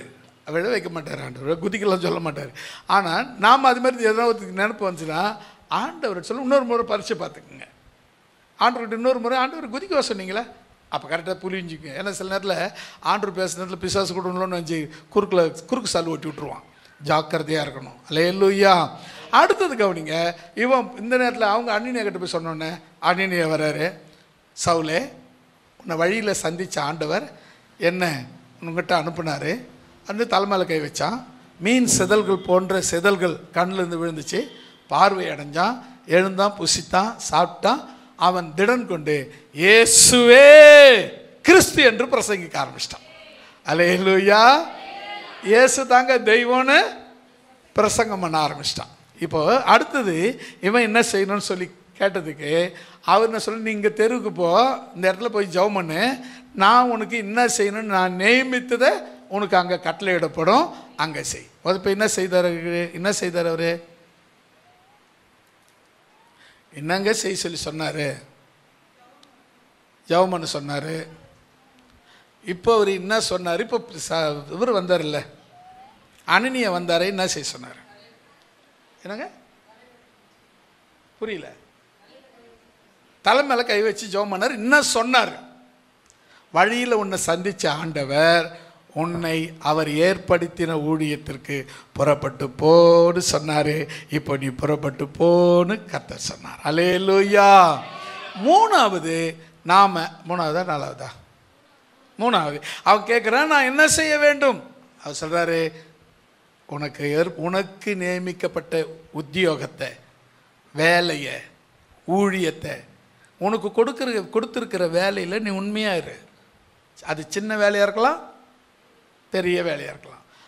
சின்ன வேலையிலேயே உண்மையாக இருந்தீன்னா தேவன் உன்னை நம்பி பெரிய வேலையை கொடுப்பார். அல்லேலூயா.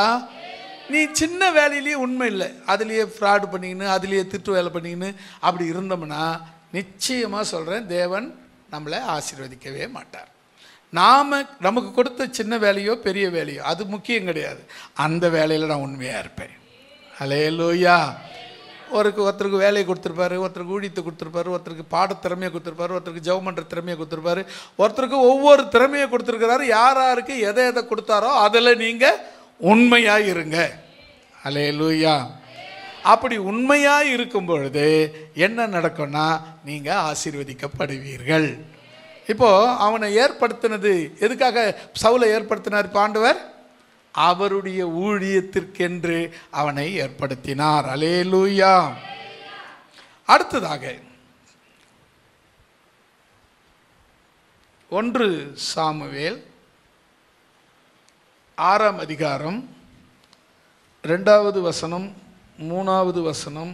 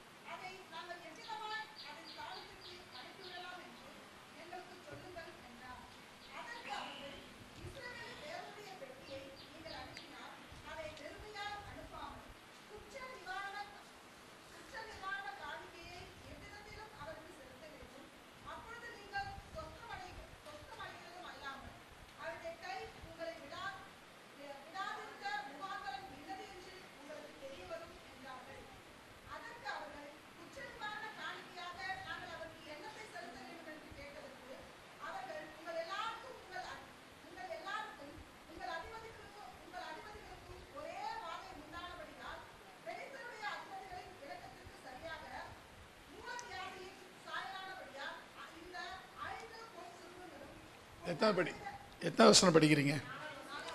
நான் சொன்னது 1 2 3 சொன்னேன்.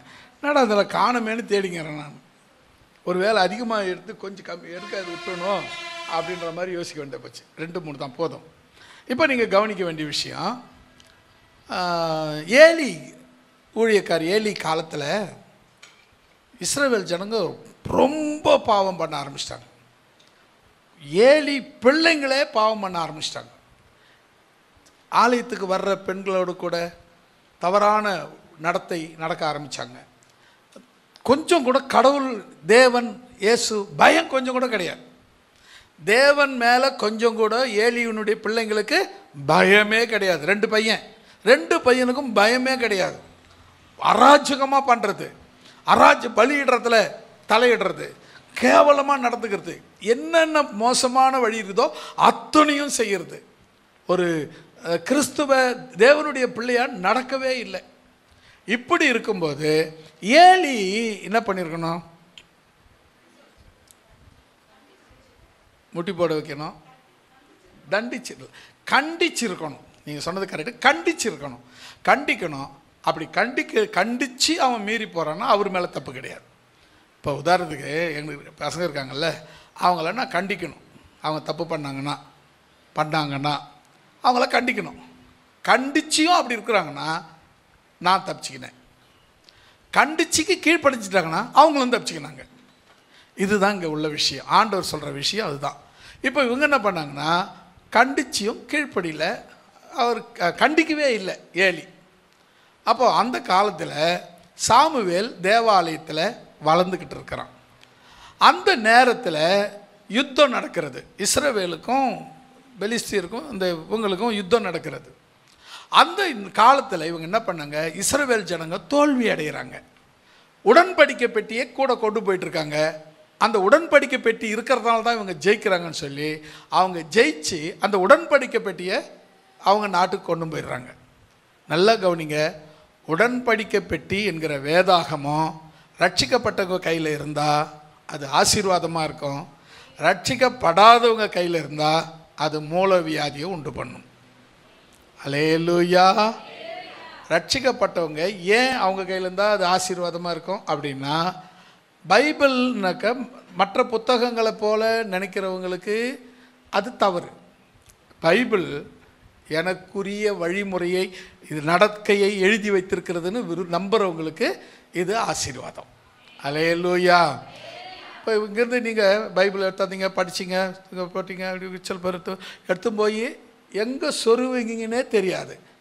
அப்படி சொருவுறவங்களுக்கு இது சாபமாக தான் இருக்கும். அந்த பைபிளுக்கு உன் கழுத்தில் இருக்கிற செயினுக்கு கொடுக்குற மரியாதையை கொடுத்தீங்கன்னா, செயினை கைட்டி அப்படி டேபிள் மேலே போட்டு போவீங்களா? சில பேர் பார்த்தீங்கன்னா, சில பேர் பார்ப்பேன், அந்த பைபிளை பிரித்து இப்படி வச்சுருப்பாங்க, குழந்தை ஏறி அது மேலே முயற்சின்னு இருக்கான் அப்படின்னு உட்காந்துருப்பாங்க. இது தெரிஞ்சு செய்கிறாங்களா இல்லை தெரியாமல் செய்கிறாங்களான்னு எனக்கு தெரியல. ஆனால் தப்பு தான். ஏன் அப்படின்னா, எனக்கு அது வேதம், என் ஜீவன், என் உயிர். அதை ஒருத்தர் மெரிக்கிறாங்கன்னும் போது, இப்போ உதாரணத்துக்கு உங்கள் கைத்தில் ஒருத்தருக்கு ஒரு குழந்தை, உங்கள் குழந்தை, நீங்கள் செல்ல குழந்தை, கைத்தில் காலை வச்சு மிதிச்சு மூச்சு திணற நேரத்தில் மெரிச்சிட்டு போப்பா செத்துடுற அப்படின்னு இருப்பீங்களா? தூக்கி எடை போடுவீங்களா? பளிச்சுன்னு ஒன்று கொடுத்து எடை போக சொல்லுவீங்க. அப்போது உங்கள் உயிர் போனால் மட்டும் கண்டிப்பீங்க, மற்ற நேரத்தில் கண்டிக்க மாட்டீங்க. அப்படி தான் இது அர்த்தம். இவர் என்ன பண்ணுறாங்கன்னா, சில நேரத்தில் சில பேர் வேதத்துக்கு கொடுக்க வேண்டிய மரியாதையை சில பேர் கொடுக்கறதே கிடையாது. நீங்கள் பார்த்தீங்களா, அந்த வேதம் ரிட்டன் அங்கேருந்து ரிட்டன் ஆகுது, எகிப்திலேருந்து அந்த அந்த என்ன வருது,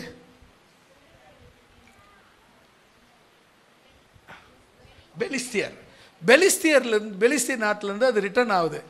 அவங்க தாவீதும் ஊசாங்கிறவரும் ஒரு நல்ல ஆடி டான்ஸ் போட்டு வர வைக்கிறாங்க. அந்த பெட்டி அது ரெண்டும் வண்டியில் பழக்கம் இல்லாத கரவல் மாடுகள், அது கிரண்டு வண்டி இழுத்துக்கிட்டு போகுது, கரண்டு முரட்டாக கர்த்தர் கொடுக்குற பாதையில் போயிட்டுருக்கு. இவர் ஊசா என்ன பண்ணார், பெட்டி சாயந்தரம் போது தாங்கினார் பாரு, அங்கேயே செத்து போயிட்டார். கவனிக்க வேண்டிய விஷயம் என்னன்னு சொன்னால், பெட்டியை அது ஆண்டவருடைய பிரமாணம் நமக்கு கொடுத்துருக்கிறார். அதை நீ எந்த அளவுக்கு மதிக்கிறியோ அந்த அளவுக்கு தேவன் உன்னை மதிப்பார். அல்லேலூயா. நீ எந்த அளவுக்கு அதை அசட்டை பண்ணுறியோ அதை விட 100 மடங்கு நீ அசட்டை பண்ணப்படுவ. அதுக்கு தான் அதுக்கு அர்த்தம். நீங்கள் கவனித்து பாருங்கள், இது பெலிஸ்தீர் எடுத்து போகிறாங்க. இவங்க இந்த பைபிளை படிக்கிறதுனால தானே நல்லா இருக்கிறாங்க, ஆசீர்வாதமாக இருக்காங்க, சுகமாக இருக்காங்க. நானும் எடுத்து போகிறேன்னு சொல்லி எடுத்து போகிறாங்க, பிடிங்கின்னு போனாங்க சண்டை போட்டு. என்ன நடந்ததுன்னா, அங்கே எல்லாருக்கும் வசனம் படிங்க, 2வது வசனம், பெலிஸ்தியர் பூசா எல்லாருக்கும் மூலவியாதி வந்துடுச்சு. எல்லோரும் என்ன பண்ணுறாங்கன்னா, அவங்க பெலிஸ்தியர் நாட்டு பூசாரிகளையும் அப்புறம் குறி சொல்லுகிறவர்களையும் அழைத்து கர்த்தருடைய பெட்டியை பற்றி நாங்கள் என்ன செய்ய வேண்டும், பைபிளை பற்றி நாங்கள் என்ன செய்ய வேண்டும் அப்படின்னு அவங்க கேட்குறாங்க. அதை நாங்கள் எவ்விதமாய் அதன் ஸ்தானத்திற்கு அனுப்பிவிடலாம் என்று எங்களுக்கு சொல்லுங்கள் என்றார்கள். அதற்கு அவர்கள், இஸ்ரவேலின் தேவனுடைய பெட்டியை நீங்கள் அனுப்பினால் அதை வெறுமையாய் அனுப்பிவிடாமல் குற்ற நிவாரண காணிக்கையை எவ்விதத்திலும் அதற்கு செலுத்த வேண்டும். அப்பொழுது நீங்கள் சொஸ்தம் அடைகிறதும் அல்லாமல் அவருடைய கை உங்கள் மேல் விடாது இருந்த முகாந்தரம் இன்னதென்று உங்களுக்கு தெரிய வரும் என்றார். அல்லேலூயா சொல்லமா. இப்போ நான் அந்த சம்பவத்தை சொல்லிட்டேன். இப்போ ஈஸியாக சொல்கிறேன் பாருங்கள். வேதத்தை நாம் மதித்தோம்னா, அதாவது பார்த்திங்கன்னா இந்த வேதம் வந்து பேர் மறந்துட்டுனே, ஒருத்தர் வீட்டில் எடுத்து போய் வைப்பாங்க, 3 மாதம் அவன் வீட்டில் இருக்கும், 3 மாதமும் அவன் ஆசீர்வாதமாக இருப்பான். ஏதோம் ஓபேத் ஏதோம் பேர் தான் பார்த்துட்டு ஓபேத் ஏதோம் அவன் வீட்டில் இந்த பெட்டி 3 மாதம் இருந்தது. 3 மாதமாக ஆசீர்வாதமாக இருக்கிறான். காரணம் என்னென்னா, அந்த பெட்டி பைபிளுக்கு கொடுக்க வேண்டிய மரியாதை அவனுக்கு தெரிந்திருந்தது. அவன் அந்த மரியாதையை செலுத்த ஆரம்பித்தான், அந்த கணத்தை செலுத்த ஆரம்பித்தான். கர்த்தர் அவனை ஆசீர்வதித்தார். அல்லேலூயா. இவங்க என்ன நினச்சாங்க, இந்த பெட்டியில் தான் இந்த இஸ்ரவேல் ஜெயிக்கிறாங்கன்னு பிடிங்கின்னு போனாங்க. அங்கே போன உடனே இந்த பெட்டி வந்ததுனால ராஜாவிலேருந்து பெரிய சின்ன எல்லாருக்கும் மூலவியாதி வந்துடுச்சு. இப்போ என்ன பண்ணாங்க, அவங்க ஆசாரியரை கூப்பிட்றாங்க, அவங்க ஆசாரி குறி சொல்கிறவனை கூப்பிட்றாங்க, அவங்க பூசாசாரிகளை கூப்பிட்றாங்க, என்னப்பா பண்ணுறது அப்படின்ட்டு. அப்போ கர்த்தருடைய பெட்டியை அந்த ஸ்தானத்துக்கு அனுப்பிவிட நாங்கள் என்ன செய்ய வேண்டும் அப்படின்னு கேட்குறாங்க. அது கர்த்தருடைய பெட்டி, நீங்கள் குற்றம் செய்திருக்கிறீங்க, அந்த குற்ற நிவாரண காணிக்கையை நீங்கள் அது கூட சேர்த்து அனுப்புங்க, எல்லாம் சரியாயிடும். அல்லேலூயா. இப்போ 4வது நீங்கள் செய்ய வேண்டிய விஷயம் என்னன்னு சொன்னால், இது கர்த்தருடைய பெட்டிக்கு கொடுக்க வேண்டிய கனத்தை மரியாதையை நம்ம கொடுக்கணும். பாருங்கள், சில பேர் பார்த்திங்கன்னா நான் உண்மையிலேயே பார்த்துருக்கிறேன். சில பேர் பைபிளை அப்படியே மார்போடு அடைச்சிக்குவாங்க. சில பேர் அது கீழே கிடக்கும். இங்கே நம்ம சபையில் பெரும்பாலும் கீழே யாரும் பைபிளை வைக்கிறதில்ல. அது ஏன்னு தெரியல, நீங்கள் எப்படி இதை மாதிரி ஆனீங்கன்னு தெரியல. பைபிளை கீழே வைக்கிறதுல மடியில் வைக்கிறீங்க. நான் சொல்லியிருக்கிற ஆரம்பத்தில் மடியில் வைக்கிறீங்க, இல்லைன்னா அது எங்கன்னா உயர்ந்த ஒரு இடத்துல வைக்கிறீங்க. அதுக்கு கொடுக்க வேண்டிய கனத்தை கொடுக்குறீங்க. அதனால் தேவன் உங்களை ஆசீர்வதிக்கிறார். அல்லேலூயா. அடுத்தது, அந்த பெலிஸ்தியர் என்ன பண்ணாங்க அப்படின்னா, அந்த பெட்டியை திரும்ப அதன் இடத்துக்கு அனுப்பணும்னா அவங்க என்ன செய்யணும்னு வேதம் சொல்லுகிறதுனா, குற்ற நிவாரண காணிக்கையை அதோடு கூட அனுப்பினார்கள். அல்லேலூயா சொல்லமா. இப்போ நாம் 4 காரியங்களை பார்த்தோம், இன்னும் 6 காரியங்கள் இருக்குது. அதுக்கு இப்போத்துக்கு நேரம் இருக்காதுன்னு நினைக்கிறேன். இப்போ ஆல்ரெடி டைம் ஆயிடுச்சு. அதுக்கு சமயம் கிடைச்சா அடுத்த வாரம் கூட நான் சொல்கிறேன். அடுத்த வாரம் முடிஞ்சால் சொல்கிறேன், இல்லைனா அதுக்கு அடுத்த வாரம் கூட நான் உங்களுக்கு சொல்கிறேன். ஏன்னா இது நல்ல விஷயங்களை நம்ம விட்டுடாமல் சொல்கிறது நல்லதாக இருக்கும். சரி, இப்போ நம்ம கவனிக்க வேண்டிய விஷயம், முதல்ல நம்ம என்ன பார்த்தோம்? மனம் திரும்பணும், பாவ மன்னிப்புக்கென்று ஞானஸ்தானம் எடுக்கணும், பரிசுத்தாவின் வரத்தை பெறணும். இது அப்போஸ்தல உபதேசத்தில் உறுதியாக இருக்கணும் சொல்லி பார்த்துட்டோம். 2வது நாங்கள் என்ன செய்யணும் அப்படின்னு கேட்டாங்க. தேவனுக்கேற்ற கிரியை என்னன்னு சொன்னால், நீங்கள் அவரை அனுப்பினவரை விசுவாசிக்கிறது தான், வேற ஒன்றும் கிடையாது. 3வது, நியமிக்கப்பட்ட இடத்துல வேலையில் நீங்கள் உண்மையாக இருக்கணும். உங்களுக்கு கொடுக்கப்பட்ட வேலையில், நியமிக்கப்பட்ட காரியத்தில் நீங்கள் உண்மையாக இருக்கணும். எந்த வேலை செய்தாலும் நீங்கள் அதில் உண்மையாக இருங்க. நீங்கள் அது அற்பம் சொற்பம் உயர்வு தாழ்வு அதெல்லாம் கிடையவே கிடையாது. வேலையில் உங்களுக்கு கொடுக்கப்பட்ட பொறுப்பில், இப்போ உதாரணத்துக்கு ஒரு மண்ணில் ஒரு அகல் செய்கிறாங்க, அகல் விளக்கு செய்கிறாங்க, அது கோவிலுக்கு போகுது. அதே மண்ணில் சட்டி செய்கிறாங்க, சாணி சட்டி செய்கிறாங்க, அது சாணியை கரைச்சி தெளித்தாங்க. இப்போ காலத்தில் இல்லை, அதெல்லாம் சாணி தெளிக்கிறாங்களா என்னன்னு தெரியல, எனக்கு நான் பார்த்ததில்லை. சாணியை கறி தெளித்தாங்க. ஒரு அதே மண் கோவிலில் விளக்காயிருது, அதே மண் சாணி கரைக்கப்பட்டது.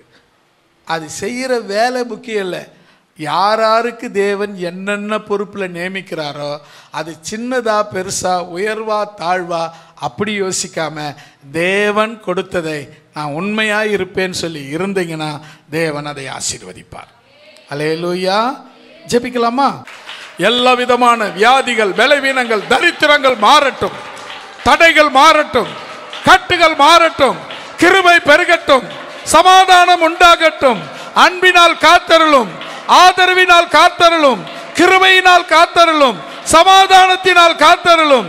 உம்முடைய பலத்த கரம் உம்முடைய பிள்ளைகள் ஒவ்வொருவரோடு கடந்து வந்து நின்று ஆசீர்வதிப்பதாக. ஒவ்வொருவர் செய்கிற வேலை, அவர்களுடைய கூலி வேலையா இருந்தாலும், அவர்கள் சொந்த வேலையா இருந்தாலும், அவர்கள் சம்பள வேலையாக இருந்தாலும், எந்த வேலையிலும் அவர்களை ஆசீர்வதியும், கையின் பிரயாசங்களை ஆசீர்வதியும், அவருடைய எல்லா நிலபல வரலாறுகளை தேவன் ஆசீர்வதியும். ஆண்டவரே, ஒவ்வொன்றையும் தேவன் நன்மையினால் ஆசீர்வதிப்பீராக, நன்மையினால் ஆசீர்வதிப்பீராக, நன்மையினால் ஆசீர்வதிப்பீராக. இயேசுவின் நாமத்தில் பிதாவே. ஆமேன், ஆமேன், ஆமேன்.